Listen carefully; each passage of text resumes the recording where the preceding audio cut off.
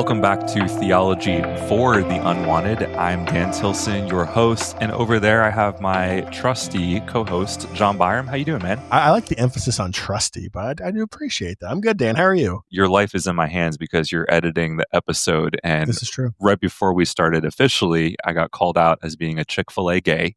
We may or may not work that into the program. We'll see. In a little bit. We'll find out. Oh, man. We have a friend of the show on right now. I'm really happy to introduce Brandon Ambrosino. Say hi. Hey, how's it going?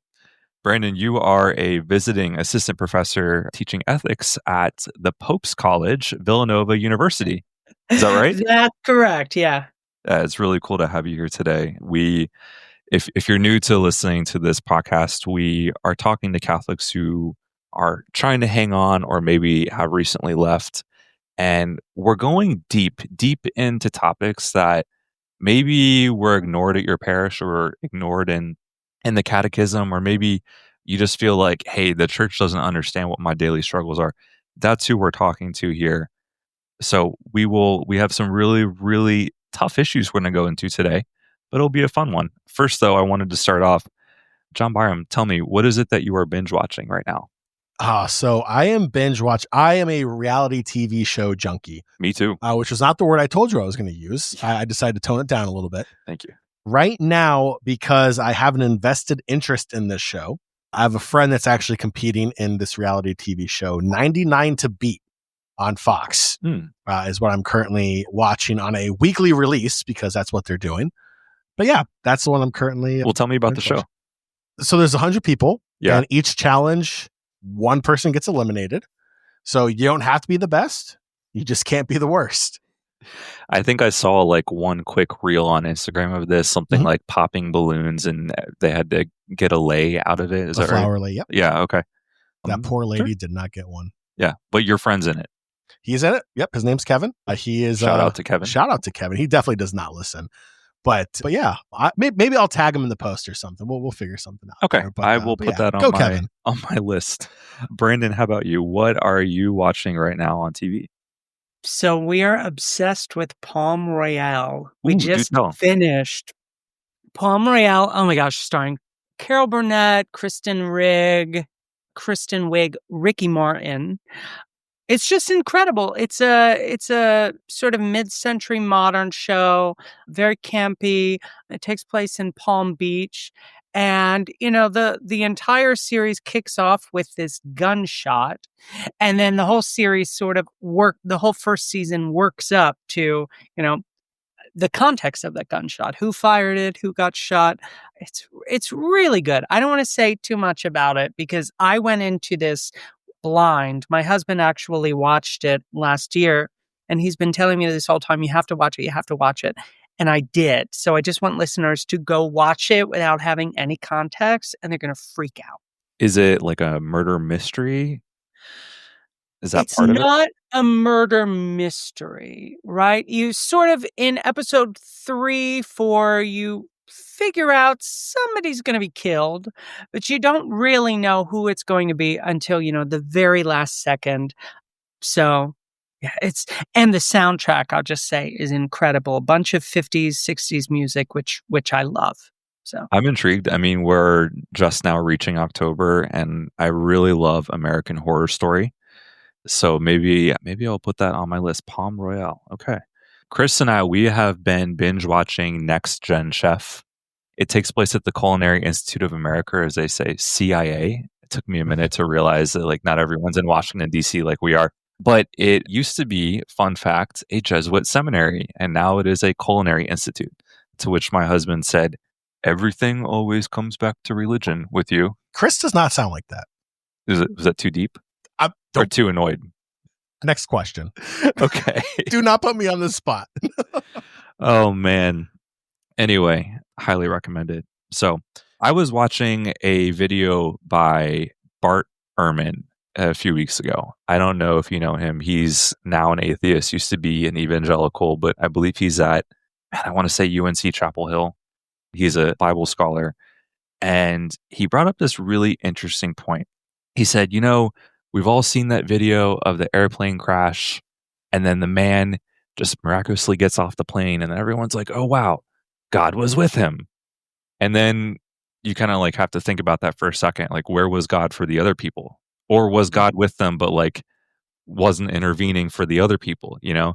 By the way, I always get an exit row seat. I don't know if you do that, but every time they're like, "Are you ready and willing to to assist?" I had to stop myself one time. I was really cranky before coffee, and I almost said, "What's the point?"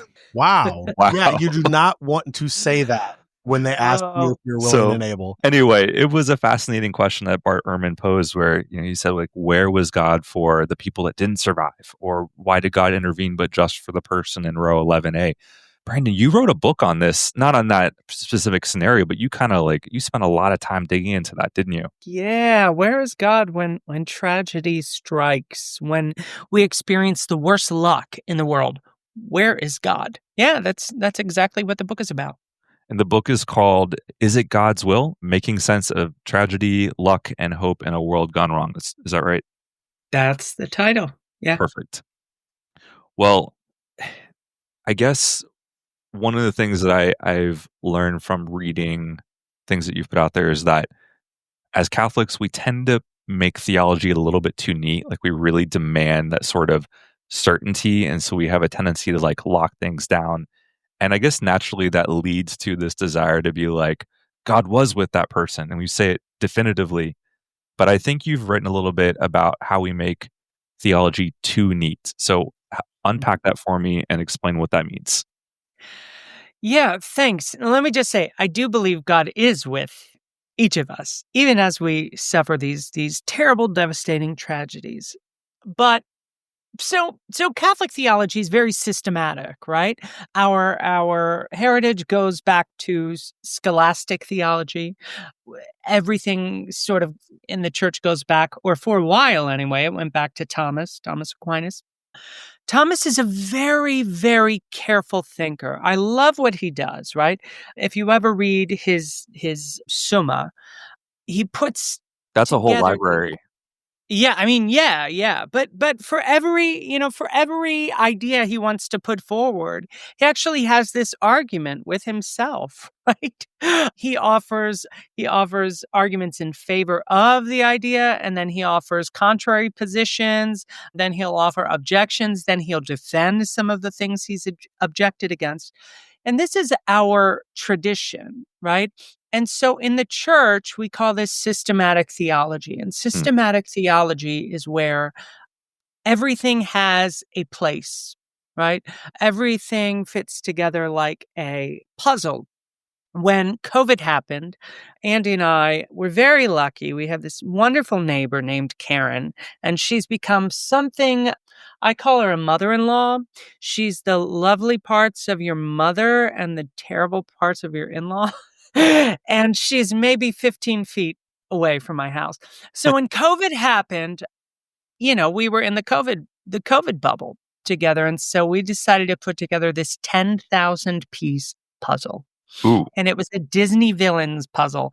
And it took us literally months, probably because we were drinking a little too much wine when we were doing it. But at any rate, we finished this thing. And wouldn't you know, we were missing 4 pieces.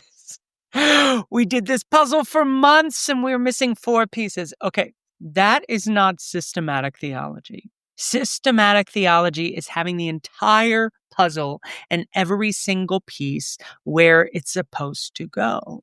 Ooh. But the thing is, right, sometimes you don't have all the pieces for the puzzle.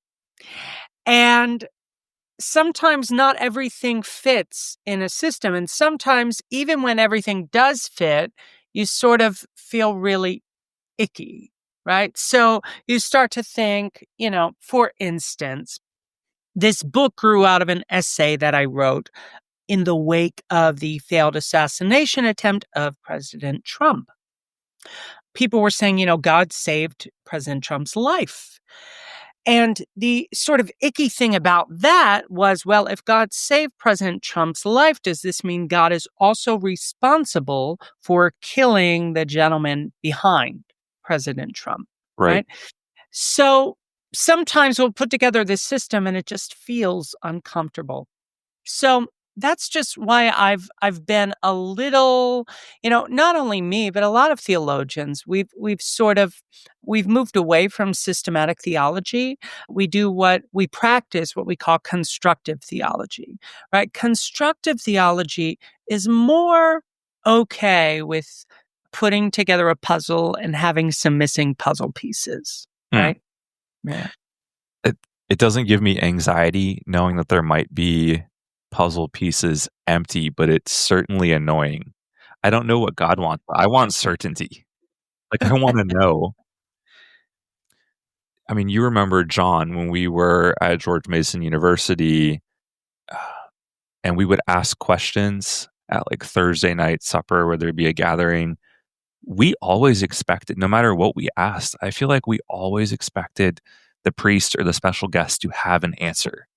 And what would we have done if they were like, I don't know, or like could only partially put it together? Like, would that, as a young adult, have shaken my faith? So I think, I was a little bit more skeptical, I guess, because I was never expecting an answer that would satisfy me in these Thursday night suppers. But what I came to expect is either they would give an overly detailed response to make you feel satisfied, or it would be a vague response where they would talk about different places you can go to get more information to validate whatever point your question was trying to make. So it was either overly specific or just not as generic enough to make you satisfied with the question. I don't think we've ever had anyone that goes, I don't know. I mean, I wish we did. I really do. I wish we did have someone that goes, I don't know, but this is where I'm going to go to find it. Because to me, that's more of an authentic answer. As a terrifying honest, I mean, can you imagine someone being so honest? You're trying to represent God. You're like, I don't know.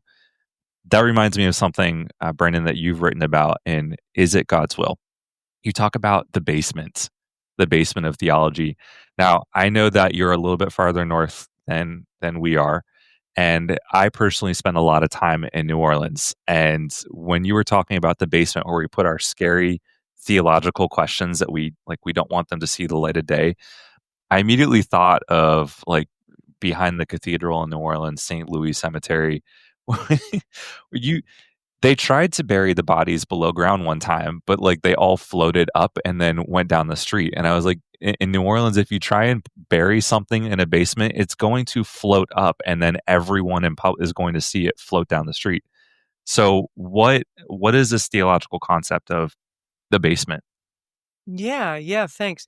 So this book came out of this essay that I mentioned a few minutes ago on thinking through the theology of what happened, right? Was God involved with the assassination attempt? And if so, what was that like? So I remember when this happened, I saw everybody writing on social media, God did this, this means God has strong feelings about U.S. politics. And I said something cheeky to my husband, Andy. I said something like, oh, today I learned how to do the theology of a presidential assassination attempt. Step one, believe that God takes an interest in U.S. politics, right? Step two, believe that God can intervene in the world and, put a stop to natural causation, right? Step three, and so on and so forth. But I thought in this essay, what if we went the other way with the questions, right? What if instead of building on step one and moving up, we actually unasked the question underpinning step one, right? And so the metaphor that came up was, rather than going up the stairs, we're going down the stairs. And for me, I was always afraid of the basement growing up. It might have been because I grew up with the movie Home Alone, and, Kevin was terrified of the basement.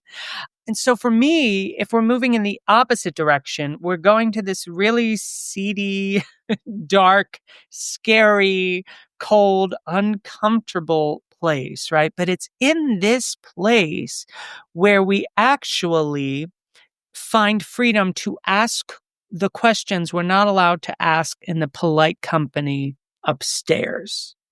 I don't know. We're recording in a basement right now. We are. We are. But this is a safe space to ask questions. I'm on the third floor. Okay. But some of these questions are terrifying. I mean, so when we opened up the show, we talked about the plane crash, right? And how do we start to unpack that idea that God might preserve the person in row 11, but for whatever reason was not interested enough in the captain's life? Or I don't know, like, how do we even start to pick through that from a theological lens? So I think the first thing is, I always go straight to Jesus, right?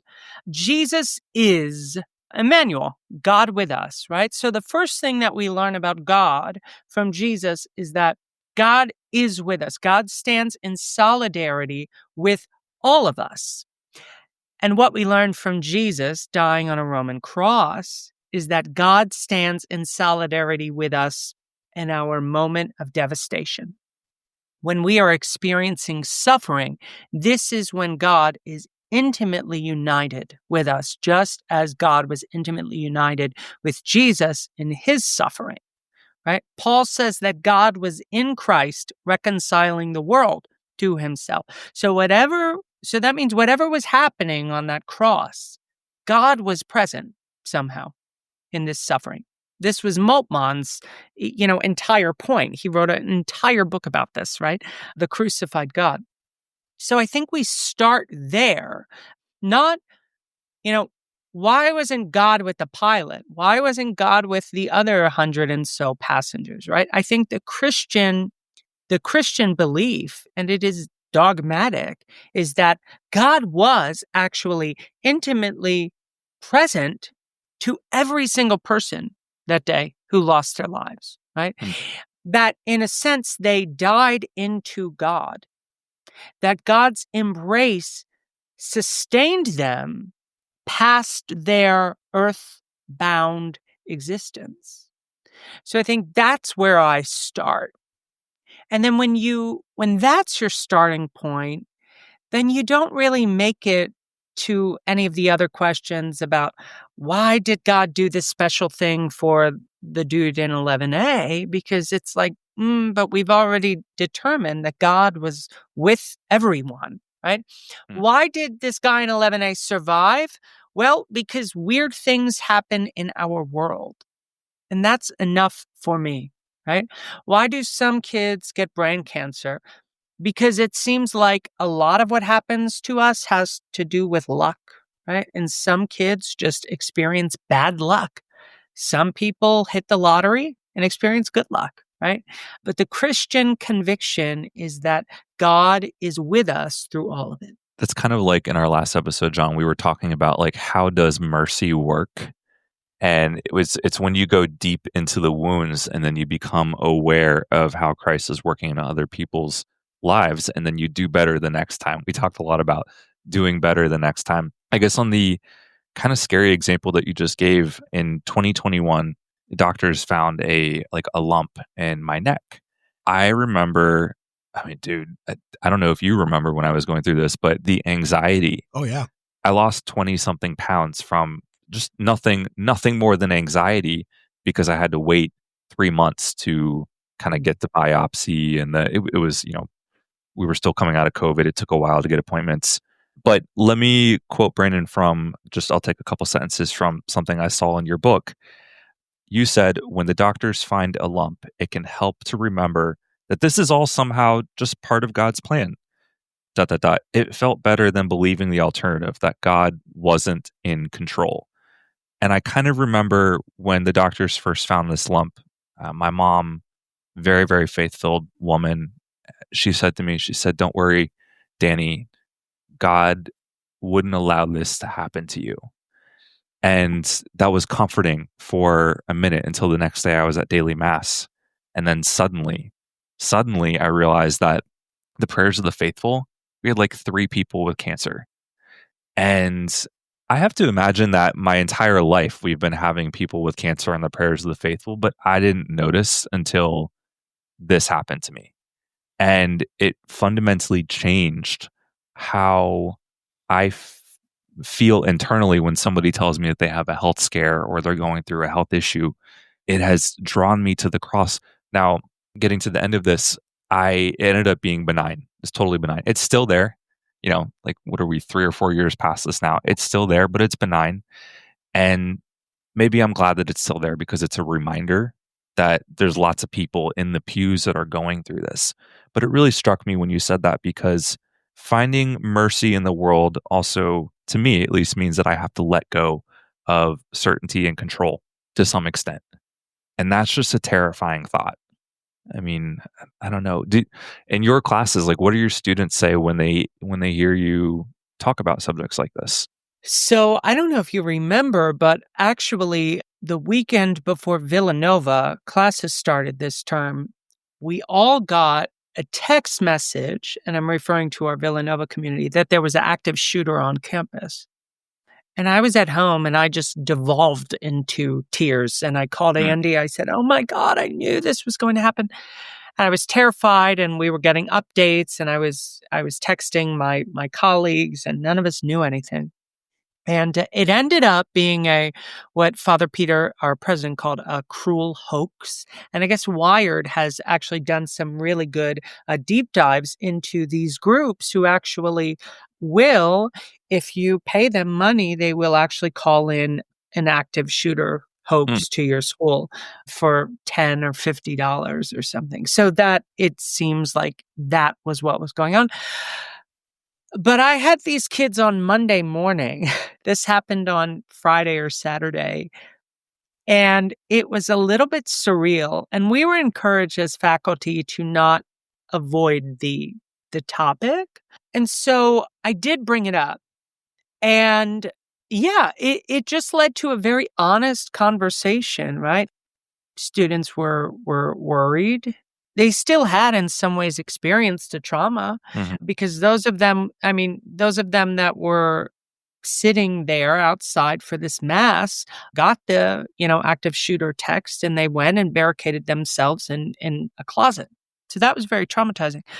But where's God in all of this? I mean, that's, I think, the hard thing.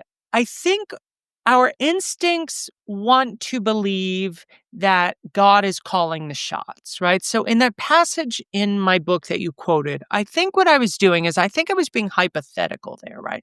I think I was saying when something goes wrong, when we find a lump, we don't want to just say this is random, right? When a shooter comes to our building, we don't want to say this is random, because that's terrifying. What we want to do is we want to say somebody planned this, somebody called the shots, because for some reason it feels more comforting if we believe that God had a plan for this, right? And I think that's where Christians in the 21st century have gotten ourselves to, where we don't want to believe that things unfold randomly. We do want to believe God is calling all the shots, but when we can't wrap our minds around why he might be calling these shots, then we just fall back into saying, well, his ways are not our ways.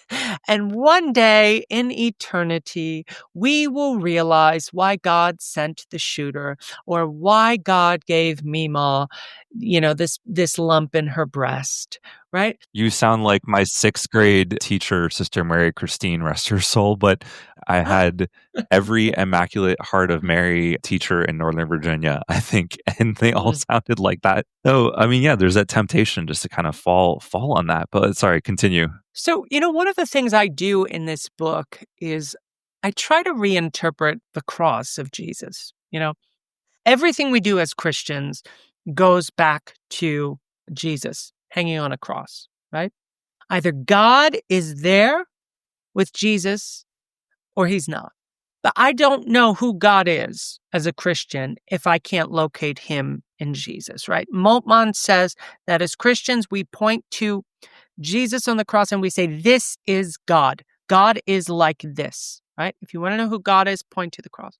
But, as some theologians have pointed out, Christians have become a little bit too okay with violence, what we call redemptive violence, because we believe that, well, God redeemed the whole world by forcing this innocent man to undergo this brutal murder, right? State sanctioned murder. Now, in the 20th century, some theologians, I'm thinking James Cone specifically, really said, you know something, we should not interpret the cross of Jesus in this way, in a way that sanctifies violence.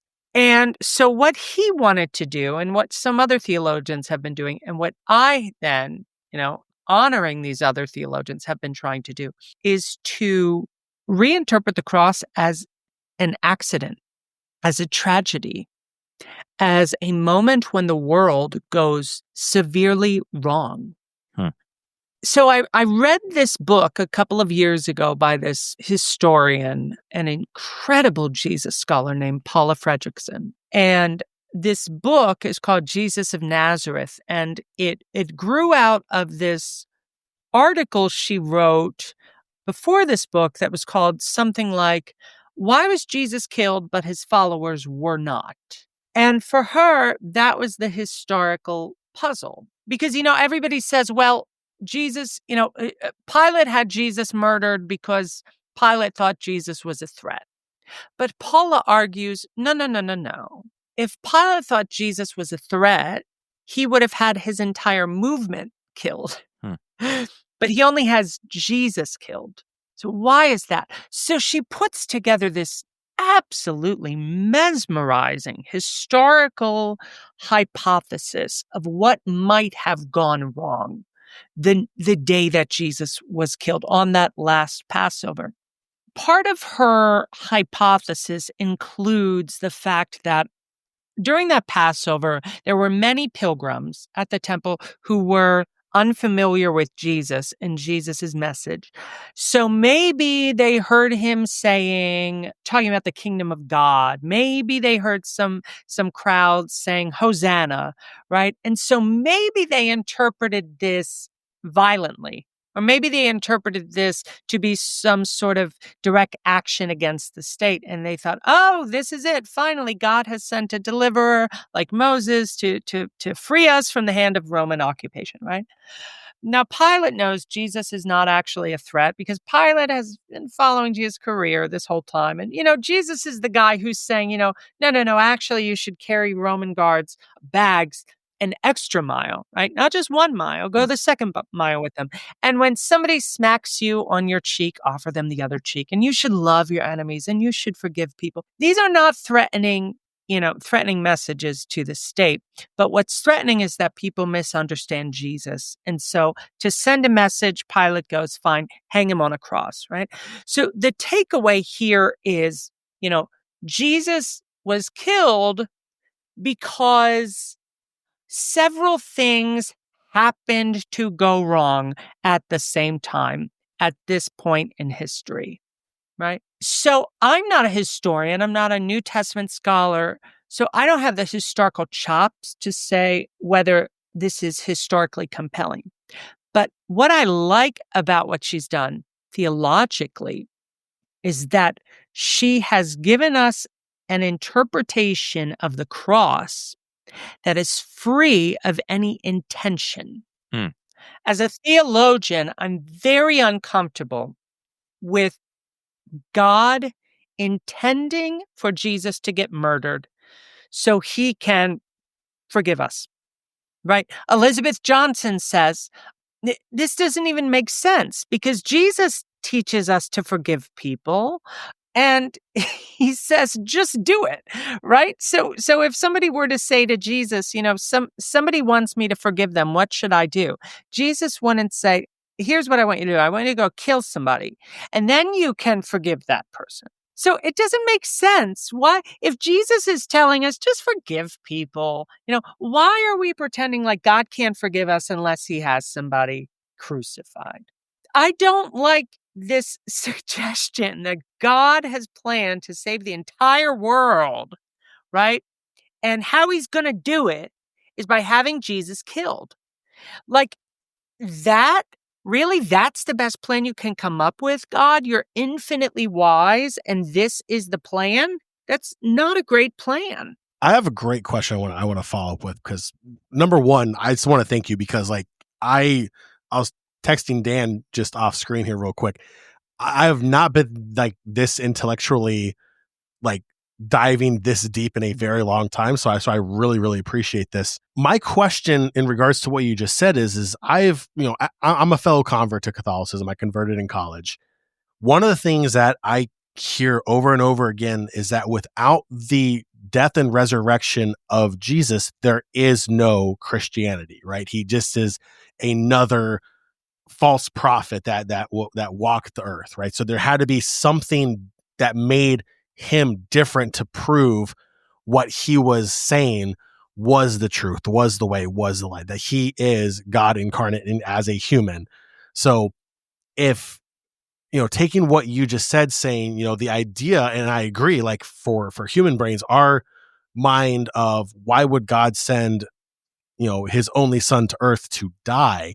How would you attack that idea that, yeah, to us and, mortal wise, it sounds crazy, but without the resurrection, where would Christianity be? I agree with you. And I agree with St. Paul. If Christ has not risen, our faith is in vain, right? Let's pack up and go home. If Jesus is rotting in a tomb, we have nothing here, right? I believe in the resurrection very strongly. I've written about the resurrection. I wrote a piece in the Daily Beast called Why I Believe in the Resurrection. That was in 2014, 2015, a long time ago. I only believe in it harder now. But I think the thing to know is that on Easter Sunday, or whenever this happened, right? Probably Easter Sunday, because that's why the Sabbath has moved to Sunday, right? For Christians. When God shows up to a tomb and says, all right, Jesus, be raised, come forth. However he did it, that's something God does. God resurrects Jesus. Whatever Jesus was thinking about the cross, that has nothing to do with it, right? So those are like two different things, right? So the cross can be an accident, a complete accident, right? The cross can take Jesus off guard. The cross, in a sense, can even take God off guard, right? But God can still decide to raise Jesus from the dead. God doesn't need to have intended the cross to resurrect Jesus. Does that make sense? Or maybe it doesn't. So tell me why you think God's act of resurrection depends on God intending the crucifixion to happen. Because the resurrection, to me, just suggests that ours is a God of life. Ours is a God who has the ability to respond to death and murder on his own terms. And these are terms of life, and these are terms of love, and these are terms of laughter, right? And this is how he decides to respond to Jesus's death. But that death can still be completely shocking and out of left field. You're almost saying like it's an accident, and it's okay for us to accept that God allowed the world to operate around him in the kind of nefarious ways that we see today with all these wars and all the division in politics, that God allowed that to happen and was still able to persevere through it and resurrect. Is that how you're looking at it? Yeah. So okay, a couple of things. I wouldn't say God allows, like discrete events to happen. How God creates is by creating a world that unfolds to a large extent, due to randomness, random mutations, right? That's what evolution is. So it's not that God allows individual events. It's just that God seems okay with randomness in general.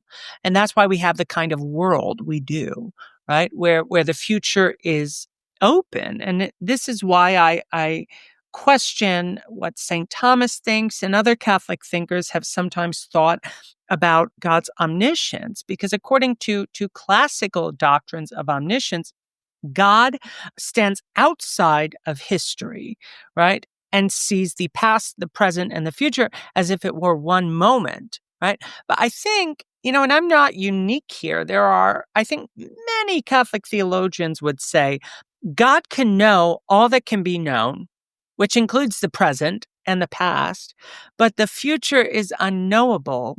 And so God, by definition, cannot know that, right?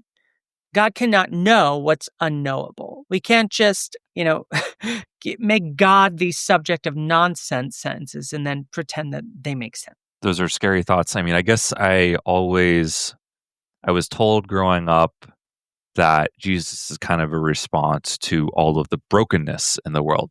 And when you make that claim and I look around and I'm like, yeah, it's in Washington, D.C. and Northern Virginia, pretty broken societies.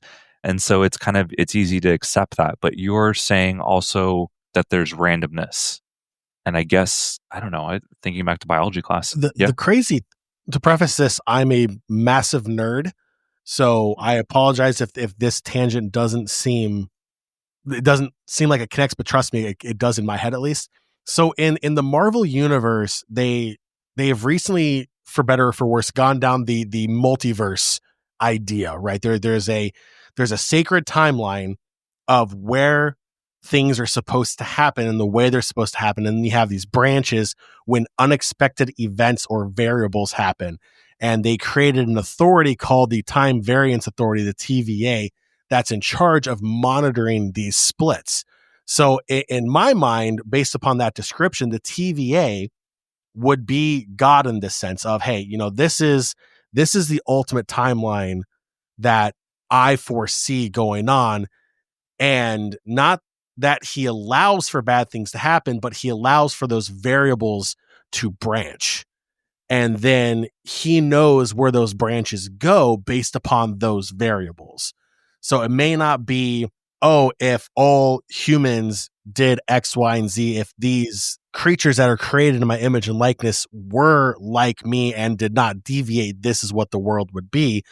But he's okay with the idea of free will and humans making critical errors or big changes that will deviate that timeline and change events on how they're supposed to play out. But God responds based upon those events. Yeah. So I think I want to even take it back before humans, right? Because the universe is 13.8 some billion years old, right? Humans are much, much more recent, right? We're currently living through the 6th extinction, scientists say, which means we've had 5 previous ones, right?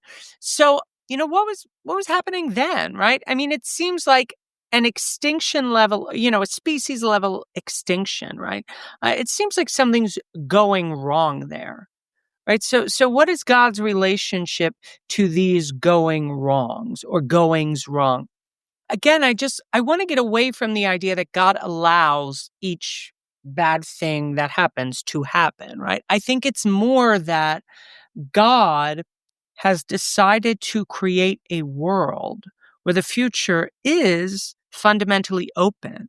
Elizabeth Johnson, in her book Ask the Beasts, says something like, at the Big Bang, the Holy Spirit says to the world, go and have an adventure, and I will be with you every step of the way, right? That's the Christian belief in evolution. That's the Christian belief in creation. That's the Christian belief in the world. And that goes back to the God with us in Emmanuel, right? Yes. You were saying something. I made a note of this. I wish I had written it down more clearly, but you were talking about how can we represent God to people when they're wrestling through, maybe a cancer diagnosis. Do you remember what you were saying about this earlier in the show? Well, I think I was quoting you actually. Is it's better than believing the alternative that God wasn't in control. Yeah, no, before that we were talking about representing God, but I thought it was a really good word because you use the word represent, right? And I think about Jesus, right? And I think we have a tendency to imagine that the most important thing about Jesus are his words and his teaching. But I think New Testament scholars have pretty much given us very strong evidence to just kind of kind of realize that, we don't really have Jesus's exact words, in our Gospels, that these have gone through many, many different redactions. And, but what we do have in our Gospels are memories of Jesus that were being worked out, right? And the thing with these memories is they're very embodied. And so, it's like, what are we supposed to do when something goes wrong? What is our job as Christians? Well, our job is not to show up with theology, our teaching, or our job is just to be with somebody, right? To be with them. So that's why I liked your word represent, because of the root word presence, right? We are supposed to be God's presence with people in the world. We don't have to do theology so much as be the presence of God in a world that has forgotten about the presence of God. We've been doing some historical Jesus stuff in my intro to Catholic studies class. We're reading the Gospel of Luke this week and next week. And we were looking at some of the healing stories. In the Gospel of Luke, Jesus heals a leper, right? That's one of his early miracles, I think in chapter 5 or 6. What's really interesting, though, is the way this story is narrated, right? So leprosy is a disease of exclusion in the ancient world. A lot of illness is, right? Illness and disability means in the ancient world. And you sometimes are excluded from your communities, right? You don't know what it is to receive the touch of strangers, the touch of friends and loved ones. So what does Luke narrate Jesus doing when he heals this leper? Jesus touches him, right? And that's the miracle, right? No matter what happens after that, the miracle is that Jesus has in his very body, through his hands, welcomed somebody back into the community, right? Jesus didn't need to say anything. He didn't need to do theology. He didn't need to teach. He didn't need to come up with a clever answer to the problem of evil. This person was experiencing a debilitating sickness, and Jesus, unlike anybody else, went up to him and embraced him and touched him. And that was the miracle. And that's what Christians are called to do in the world today. That's perfect. I mean, in our last episode, we talked a lot about the theology of mercy and what it looks like in practice. And I think, there we go. That was the example from the prayers of the faithful, where I didn't even realize there were all these people with cancer till I had this anxiety. So it was this, not even a tragedy. It was a scare of a possible tragedy that brought me deeper into theology and being with people who are suffering. So in a couple minutes, I'm going to ask you, Brandon, about some predictions on the Catechism, especially for like a lot of our listeners are gay or same-sex attracted or trying to work through that. And of course, the words in the Catechism are at this present moment extremely tough. But I guess what I want to say is your book, John, we don't have any sponsors for this podcast, right? Not yet. No, We're working on it. Like we've literally never had someone. Chick-fil-A. Oh, as much as I love their grilled nuggets, I don't see that one happening. Yeah, I had to pay for that. No, but there we go. There's a double outro. There you go. But the point is, like, John, we don't have anyone writing in saying so far that they are wanting to sponsor a podcast episode. Brandon, we reached out. We wanted to talk about your book because, as someone who has felt unwelcome in the Catholic Church before and has been clinging on by a thread to faith a number of times, and now I'm feeling much, much better, and I'm very happy to be here. But as someone who experienced that as I was coming out and trying to process, what does God really desire for my life as a gay person, there were days where I was like, I go to prayer, I go to adoration every day, or I go to daily mass, but like some days people would be kneeling and I would just like sit in the pew, like kneeling. They're kneeling for the Eucharist, and I'm like, God's just gonna have to accept that I put in 85% effort and my butt is on the pew and I am not kneeling because I don't have the energy, because I'm too angry, I'm too tired, I'm too whatever. The reason I like your book is that you are very relatable. Sometimes I can almost hear like a sassiness in the words that are in your book. You even like encourage people to read something with the voice of a drag queen somewhere in your book.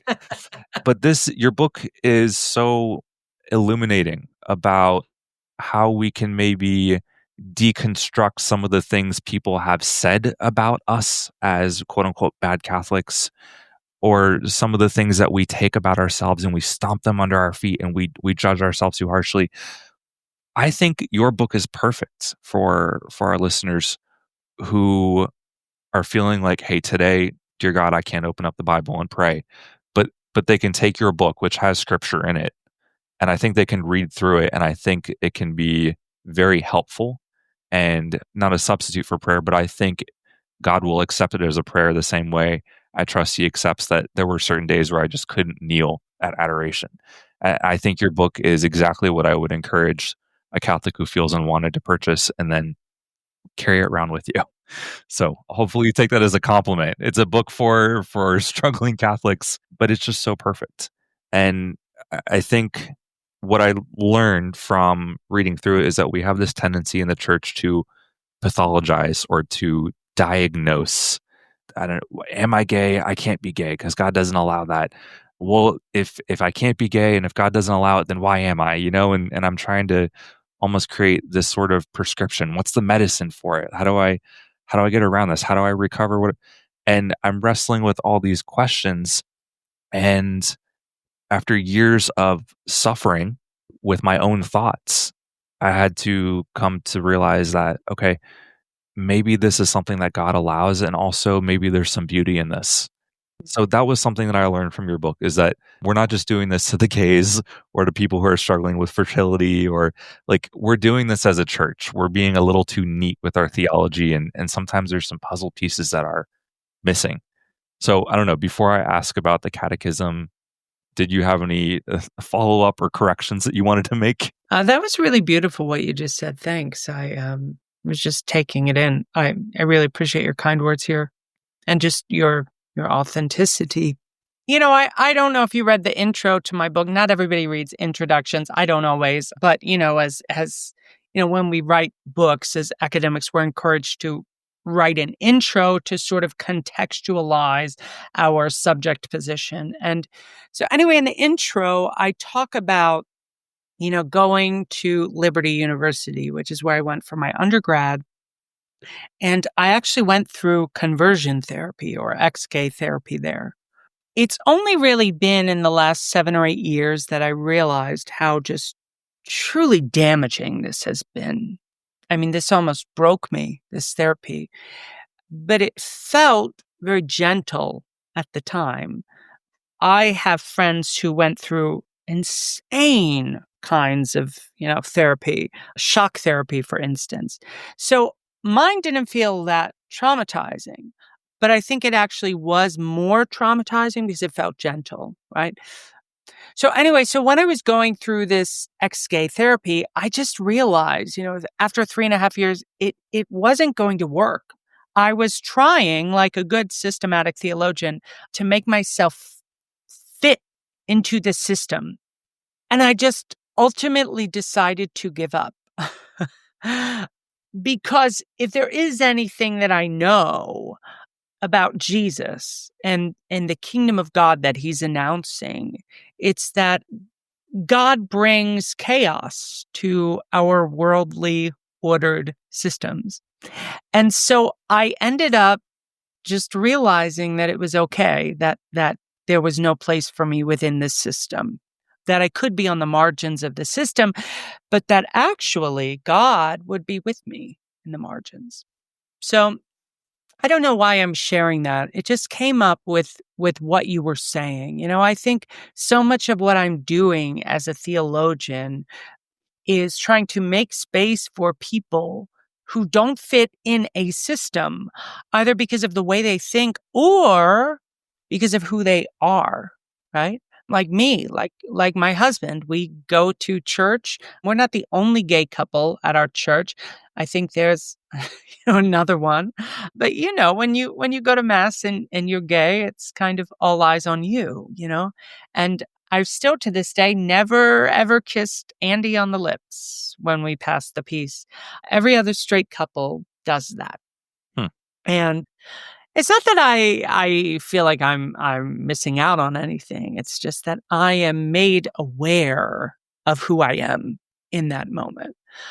Yeah, but I still feel, Father James Martin, Father Jim once said to me, I did a podcast with him years ago. He came to Villanova, maybe 2016, 2017.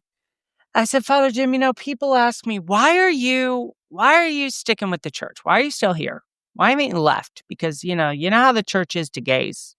And Father Jim said, okay, Brandon, let's say you're walking down the street, right, to the Wawa, and let's say you see Jesus. And he says, hey, Brandon, stop what you're doing and come follow me. What would you say? And I said, oh, Father Jim, I would follow Jesus. And Father Jim said, okay, because that's what happened. Jesus called you to follow him, to serve him, to take your place in the body of Christ. And these points of doctrine don't matter, right? They matter eventually. But what I am called to do is to be a member of the body of Christ, even as I know, and I know this to be true, even as I know that some members in that body despise me, but more accurately, probably just don't understand me, right? But I've still been called to follow Jesus, and so that's what I'm going to do. There's this poem by G.K. Chesterton, and I'm going to try to say it without devolving into some maudlin tears, but it's a very moving poem. And he says, there was a man who dwelt in the East centuries ago, and now I cannot look at a sheep or a sparrow, a lily or a cornfield, a raven or a sunset, a vineyard or a mountain, without thinking of him. If this be not to be divine, what is it? And he's, of course, talking about Jesus.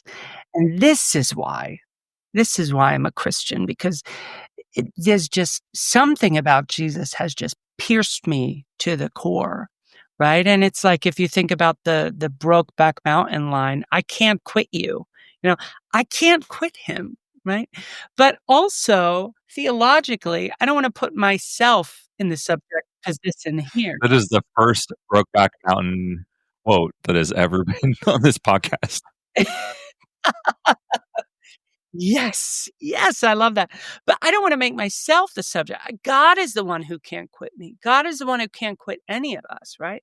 When we come to faith, it's not that we come to grasp God. It's just that we come to understand that God has always already been grasping us, right? And so that's why I'm sticking with Christianity, because I find that God, in the name of Jesus and through the loving power of the Holy Spirit, is grasping me. That should almost be like the end of the episode right there, because that's just like too powerful to follow up. John, this is definitely be one of those episodes where people like write in, they're like, part 2 ? Yeah, that's true. We're both Brandon, you can see our faces because we're recording, but you and I have video. You can see that John and I are like awestruck over here. Okay, so we'll go to our last topic here, because there's going to have to be a part 2, I think, one day. So the Catechism, it's a difficult book for a lot of people, and I've done a lot of work with the Church, the Holy See, in the sense that I've been working with their political arms through the diplomatic corps, through writing for things for the Vatican ambassadors to deliver on behalf of the Church and in the name of the Holy Father. I don't want to overplay that. It's not like any of these are groundbreaking encyclicals. No, these are small statements. But I've gotten to see how the inner, like the gears turn inside the Church. And it's both a blessing and an absolute curse to have seen that in real life. And what I will say is that the Church is always trying to go deeper in its teachings. But as we've discussed in previous episodes, a lot of these rules started about way more than 1,000 years ago, and they were monks in cells. Monks in cells with candles and their books, and you've got to imagine that most of the problems that the outside world were facing were really hard to imagine. When you don't have any lady friends visiting, when obviously this is before the modern problems of pornography and IVF, but like they couldn't imagine this. This is way beyond, and they could barely imagine having a lady to come over for lunch. So the church started off with that kind of framework. But over the past 2 centuries, we've been starting to become more and more aware that some people are made differently in the sense that maybe, possibly, sexual orientation isn't a rebellion, isn't a preferred type of crime, isn't a choice. The church hasn't really ruled on that. It's still trying to speculate, it's still trying to investigate. And the question is, how do we continue to go deeper without throwing away what has been written already? It's really tough. It's really, really tough. But Brandon, what I guess I want to know from you is if you have any predictions whether the church will move towards a reasonable exemption or just say like, something beyond the don't discriminate, or something beyond are we getting rid of the term intrinsically disordered for something that's more meaningful? I don't know. That was a loaded question. I'll toss that to you for reaction. So we have 3 hours, right? Wow. Okay, so I have the Catechism up. I wanted to contextualize this with reading. This is from paragraph 25. To conclude this prologue, it is fitting to recall this pastoral principle stated by the Roman Catechism. The whole concern of doctrine and its teaching must be directed to the love that never ends. Whether something is proposed for belief, for hope, or for action, the love of our Lord must always be made accessible, so that anyone can see that all the works of perfect Christian virtue spring from love and have no other objective than to arrive at love. That's beautiful. That's so moving. And I'm so glad that our church... That's not the catechism I was taught. Yeah, I'm so glad that we've contextualized this entire teaching document in love, right? The object of theology, the object of Christian doctrine is love, right? Making the love of God and Jesus accessible. So that's number one. How are we aiming at love? Is a specific teaching aiming at love, right? Now, for those of us who are gay, for those of us who are LGBTQ, we do not feel that the church's current teaching on homosexuality aims at love, right? We think that this is an issue of justice, right? So is this going to change one day? Well, I hope so, and I believe so. Why? Because this is God's church, and God is a God of justice. God is a God of love, and God is always calling us to greater justice and greater love, right? So, yeah, if this were our church, I would say, maybe we're going to F it up, right? But it's God's church, and I think God's going to get the church that he wants. We were talking about this in class a couple of weeks ago. Catholic teaching on homosexuality has a scriptural foundation, right?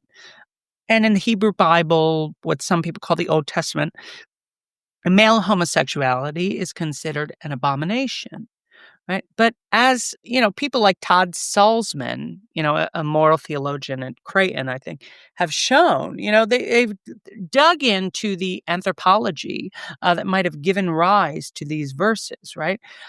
Homosexuality in the Hebrew Bible is sinful for the same reason that masturbation is sinful, which is that in the ancient mind, a man's seed, if you will, contained some sort of like incipient human, right?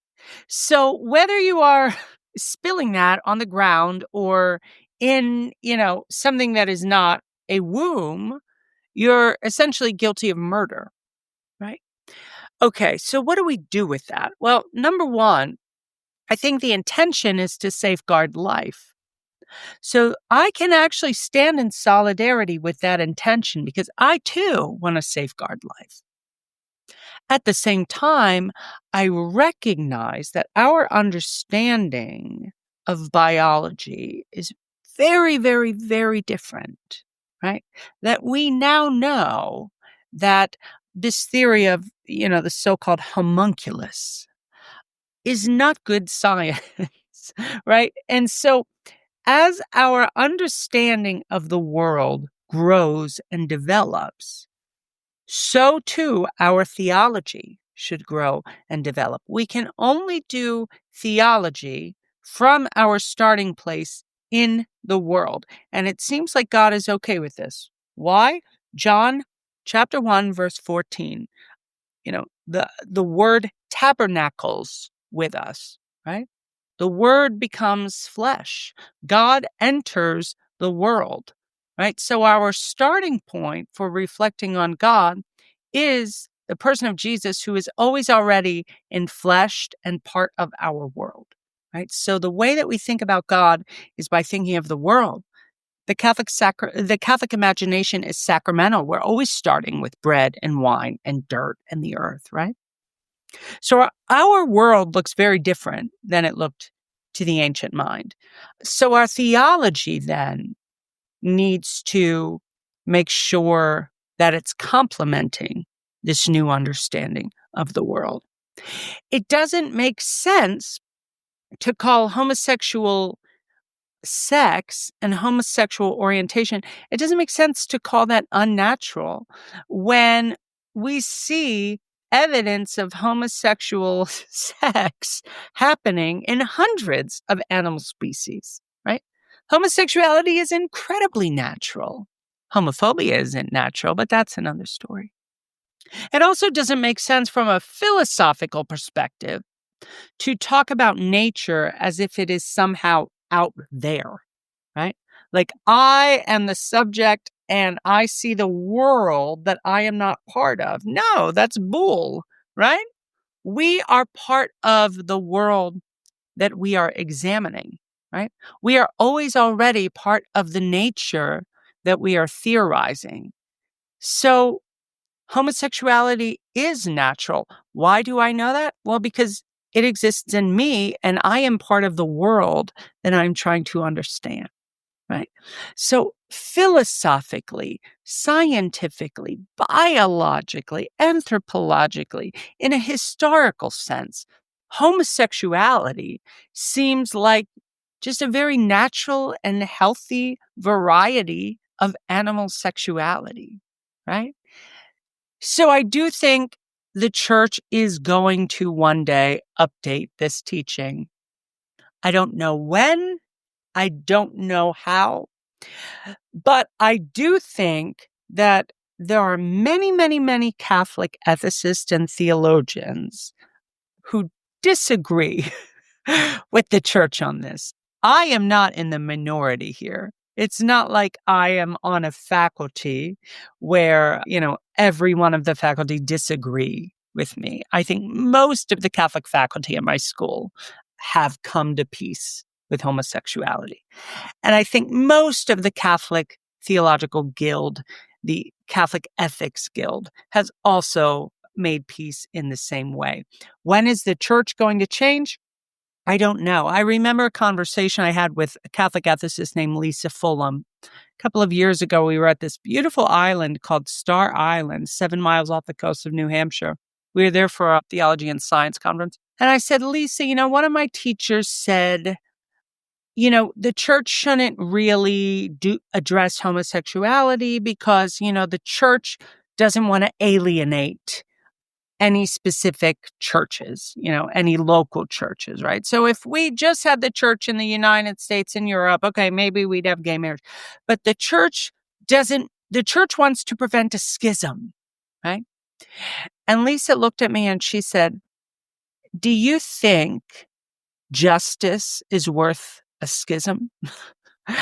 And I just thought that was an incredible question, right? So the challenge for us is that we want to maintain church unity, but at what cost, right? To me, this is an issue of justice. Millions of people all over the world find themselves to be experiencing a sexuality that the church condemns, but they also find themselves, like me, to be called to follow Jesus. And the church needs to update its teaching to affirm that we are feeling both of these things. Is the church going to do that? I hope, because it's God's church, and I think God's going to do it. John, as we get ready to close here, I recall close to 15 years ago when I was first starting some of my work with the Holy See, we kind of had this conversation, and we've told this on previous episodes, but my co-host John was actually the first person to challenge me to go deeper in this. Obviously, I wasn't out back then. I was struggling internally, but there was a debate within the Holy See whether or not we would call out some of the homophobic violence in parts of sub-Saharan Africa that we knew, we were very certain that our church there, some of our diocese, some of our bishops were looking the other way intentionally. At least when I was in a closed door room full of monsignors and bishops, it made perfect sense to be like, let's just be silent, because we don't want to cause disunity. We don't want to give fodder for political whatever against the Catholic Church in sub-Saharan Africa. That made sense to me. And Sean, thank goodness that you smacked me over the head as we were at Brian's Grill getting a beer. Multiple smacks, by the way. Yeah. You were just like, hello, what do you know of this Jesus Christ? We always tell people who are listening, look, we are not here fighting for doctrine change. What we are fighting for is for the church to recognize the pain that some folks are going through that the church hasn't bothered to really get to know yet. We're monks in cells in some ways. We're still monks in cells. And the pain, the wounds are not always visible. So we tell people, tell your stories. The journey to holiness is a very, very messy one. And we at Theology for the Unwanted are super okay with that messiness. So, Brandon, I really want to thank you so much for your presence today. It's an honor to have someone from the Pope's University who's a professor of theology to be here. But, we reached out to you because your book, Is It God's Will? Making Sense of Tragedy, Luck, and Hope in a World Gone Wrong. Like I said, for our listeners who are struggling with something in their lives about the Catholic faith, get the book, carry it around with you. It's not a very heavy book. It's an easy read in the sense that the language is accessible. It's not like a dense theology textbook. And when you are too angry to pray one day, just open it up. And trust me, God will accept you reading that as your morning prayer for the day. If that's how it has to be, it will be really, really illuminating. So that is how I will close tonight instead of our normal begging people to tell their stories. I guess tonight I'm going to say read a little, because this will be spiritual fodder for you, and it can only help. So thank you all, and until next time.